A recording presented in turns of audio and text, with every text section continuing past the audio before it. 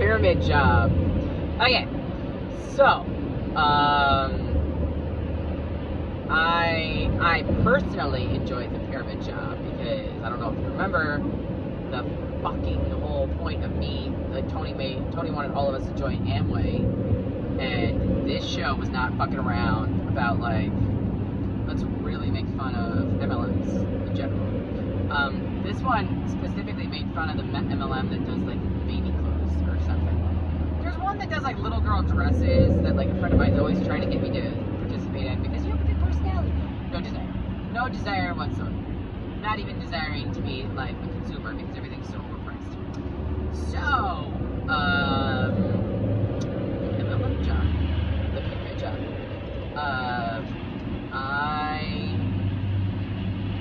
Alright, so watching Sophie pivot. So first of all, when we start this out, it is one of her friends from, like, back in the Arthur Wilde days. Remember Arthur Wilde? That was the dude who was on the junk job, the trash job? One man's trash job.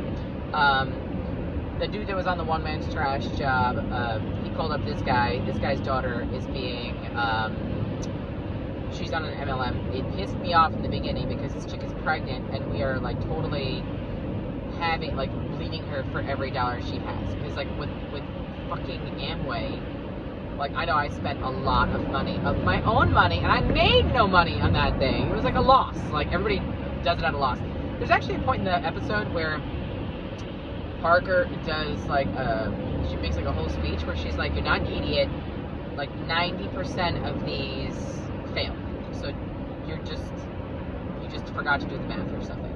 Like, that part I enjoyed because, like, we're all trying to find ways to make more money. And, like, everybody's got so much fucking enthusiasm when you're doing an MLM without actually getting your result. Watching the thing called a Rebirth, I was like, oh my fucking god, how underhanded is that? Like, you finally get them to build up their entire pipeline, and then you take it away from them as a training exercise. Very fucking cheap. So, the two things. So Sophie herself, like, steering into this was interesting to go ahead and see. She had to pivot a lot.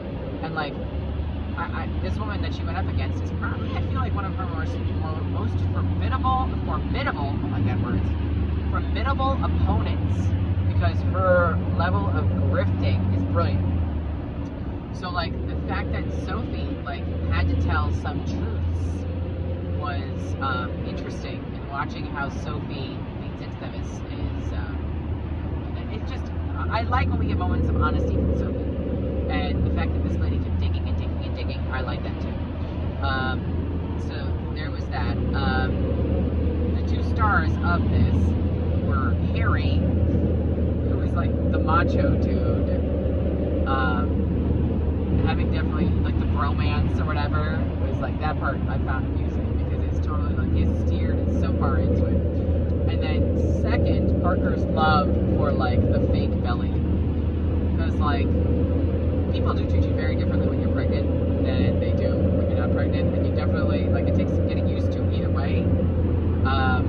But I found it funny how, like, Parker's like, that shit is amazing. So I like that. Then, they have, like, the Nordic fight scene. Like, what the fuck is that? Like, the Viking fight scene or something? I was like, what the actual fuck is happening right now? Because, sure, I guess that's a thing that rich white guys do. Who knows? So then finally watching, like, all of it burn down with that. You know what I mean? Like, and that Brianna being, like, in the tech team and being like, hey, it sounds an awful like a pyramid scheme. And the dude keeps coming back and be like, you know what? Like, of course we're gonna fucking, there are people who are dumb with all of it. I know I was dumb with it, you know what I mean? Like, of course there are people who are fucking dumb with it and drink all the Kool-Aid and stuff like that. So that was a nice little side story. But I say all of that because at the end were the two most important parts. One, the lead grifter lady basically is like, hey, I think the person you abandoned was your daughter. And I was like, daughter, what the fuck are you talking about? Because we ain't never had no discussion about no daughter. Like, what the fuck? What? Yeah, I thought that, and Sophie gave like a smirk. Like, I wasn't sure if that was, at that time, I wasn't sure if that was like a, shut the fuck up, kind of smirk, or if that was a, you're wrong and you don't know it kind of smirk, because Sophie's mysterious sometimes. Then, at the very end, well, we discover that the dude who was behind their backs or whatever is like that, like the guy who originally came to them for it was really trying to do something, Uzbekistan for Ramsey, which again, more Sophie backstory. I was like, ooh, like we're actually giving it some time here. And halfway through this episode, I'm like, where the fuck is Elliot? Because Elliot was like gone for like almost all of this episode when he could have done like anything. He was just gone for most of it, and we find out it is because he was doing research on this dude in Uzbekistan and stuff like that. So we find out officially that like Ramsey, I guess her old mentor, knows that she's alive, and that's it. So, anyway, that's the story. So, like I said, it was an okay episode.